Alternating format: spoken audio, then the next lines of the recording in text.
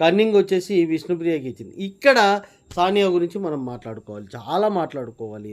ఎందుకంటే సానియా ఫస్ట్ నుంచి కూడా ఎట్లా ఉందంటే కనుక ఆ అమ్మాయి ఏదైతే చెప్తే అది ఇతరులు నమ్మాలి అన్నటువంటి ఒక సిద్ధాంతంతోటే పోతుంది.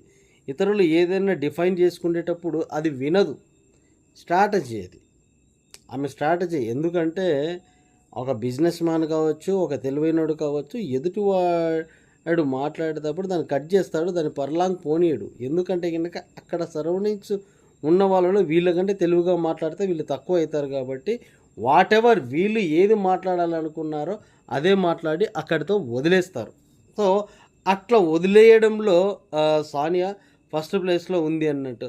సో అక్కడ చాలానే వేసింది విష్ణుప్రియ మీద, కానీ ఇక్కడ విష్ణుప్రియ డిఫైనింగ్ అన్నది చాలా అంటే చాలా చాలా బాగుంది.